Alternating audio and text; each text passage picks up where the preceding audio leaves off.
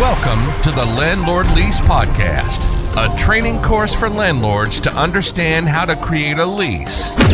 Sponsored by VeteranLandlord.com. And now your host, Edward O'Daniel.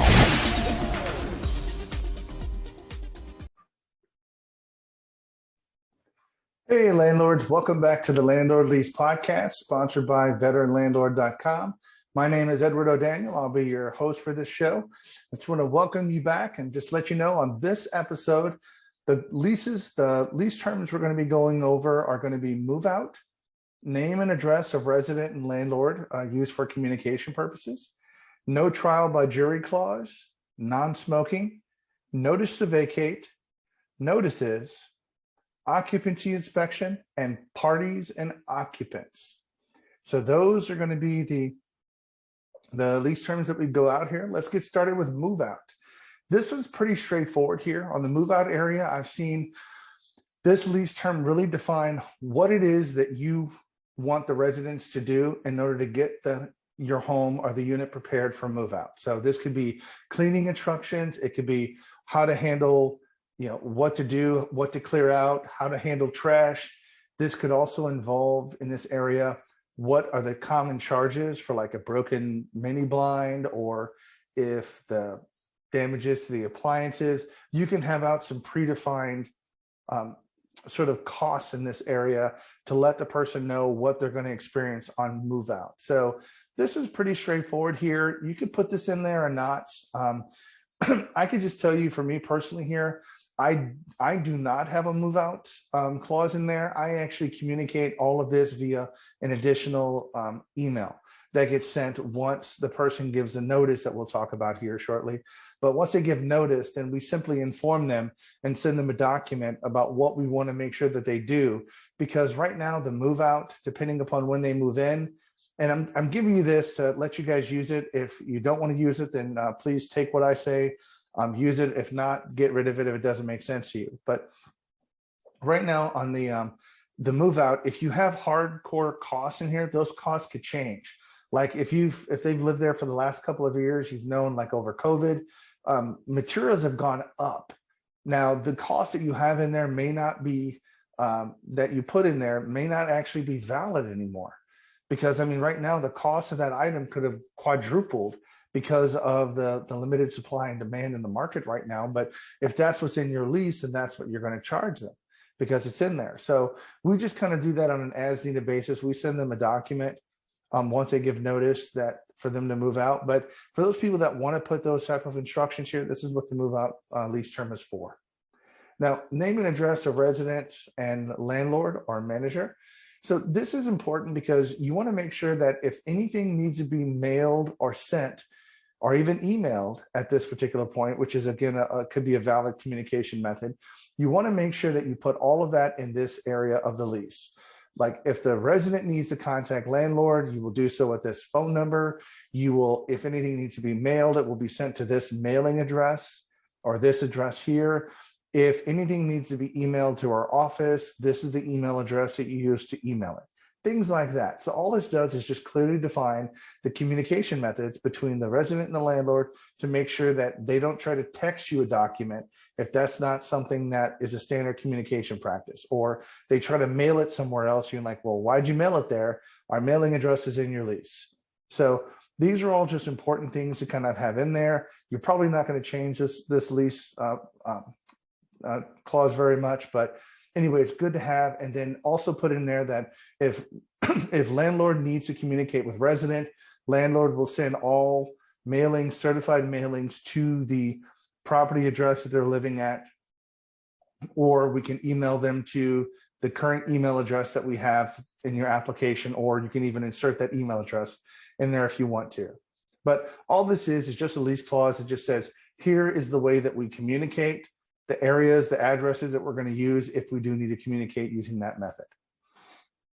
So the next lease clause we're going to talk about is no trial by jury clause. Technically, again, this is one of those lease clauses that my attorney actually had me put in for this, my eviction attorney. But right now, this becomes incredibly more challenging for the eviction attorney especially like right now, during the last couple of years, we've during COVID, we have had to, put people out and take legal action against people because they just haven't been paying.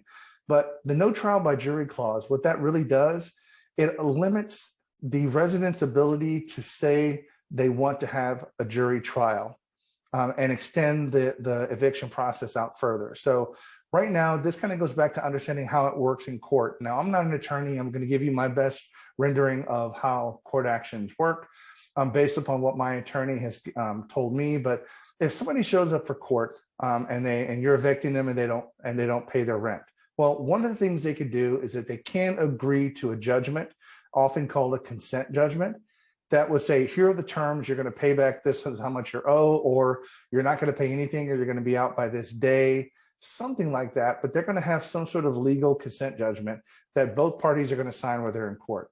Well, what happens if the resident wants to be irate, they don't want to sign anything, they don't want to do anything, and at that point they can simply postpone it and say, no, I want a trial. Now, what this means, trial by jury really doesn't happen much on certain types of cases, but what it means is that the judge will actually have to get involved and actually hear from both parties. But what this does is really it's a postponement action that some residents take if they know how to use the system. So they go to court, which depending upon your court could take weeks, or in this kind of, could take, even some months to get in there, depending on how backed up your court is. But they get in there only to go that day saying, nope, I want a jury. I want a trial by jury, which really just means the judge. And then now they don't get a consent judgment.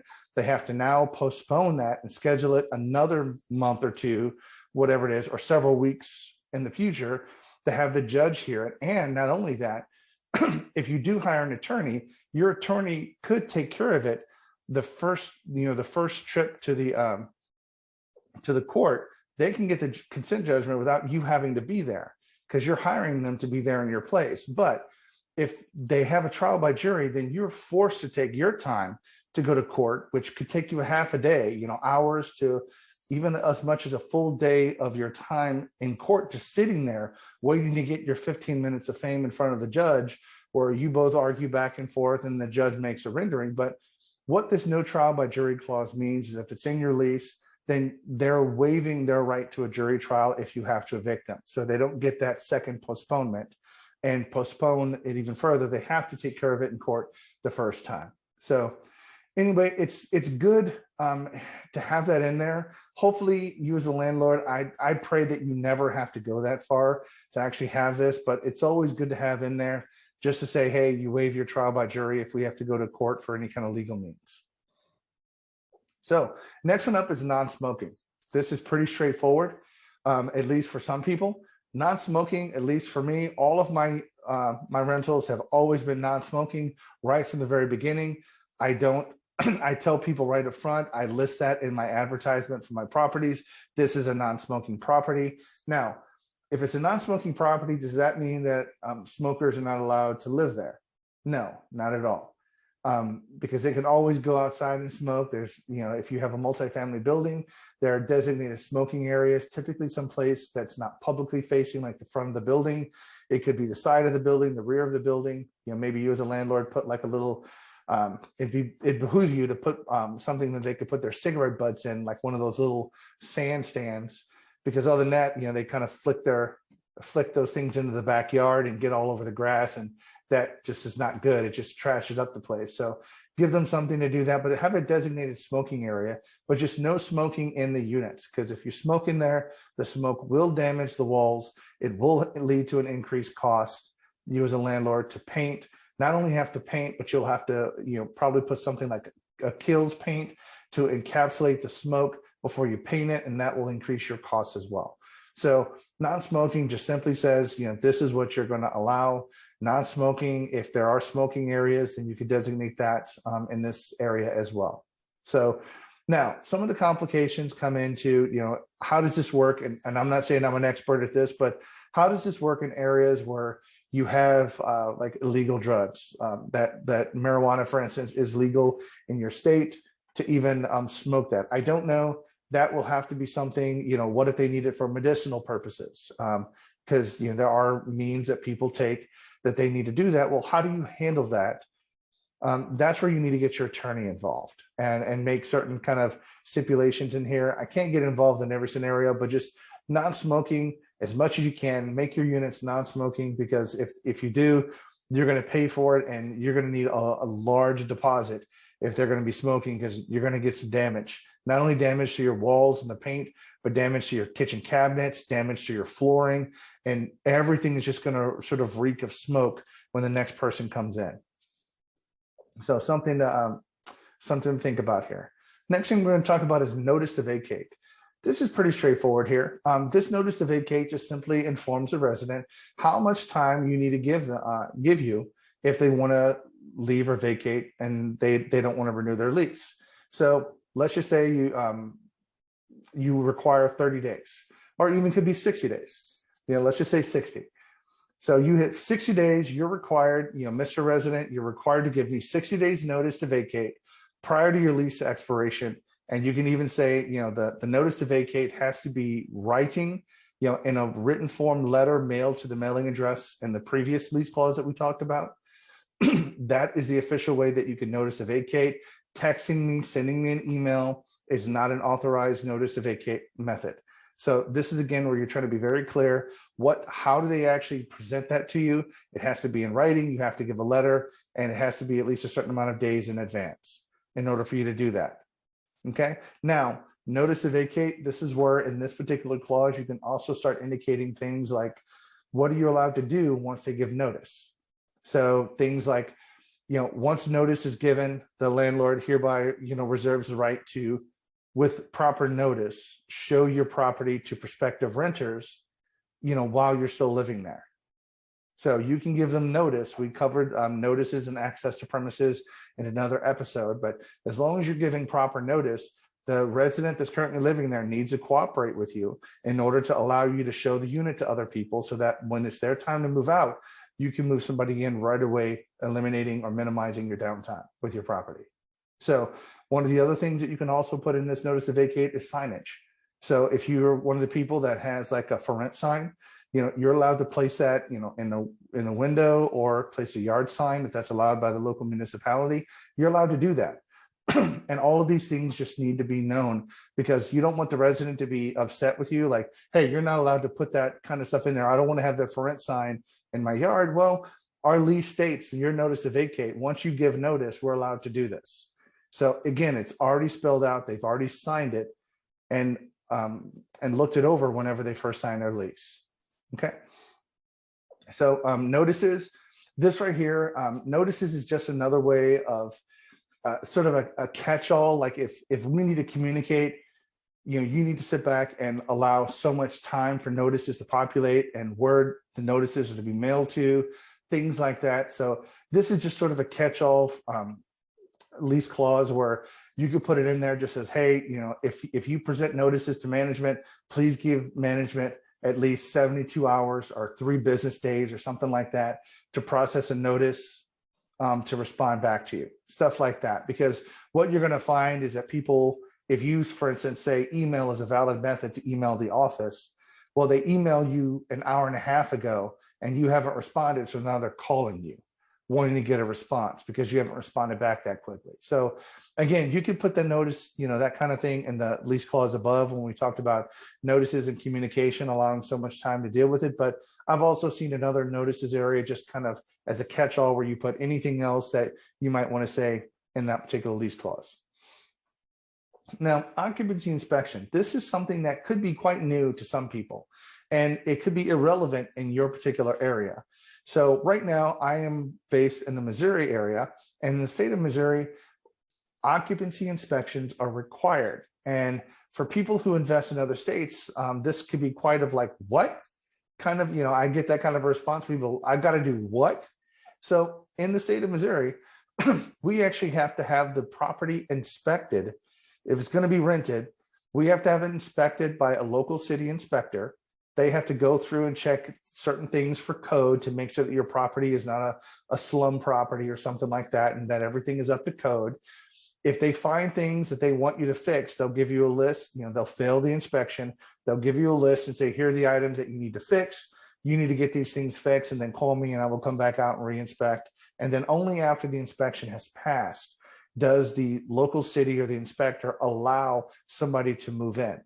Now, that was really took some of my friends off guard in other states, because some states don't have that at all. I mean, you move somebody out, you can move somebody in the next, and you don't need to have it inspected at all.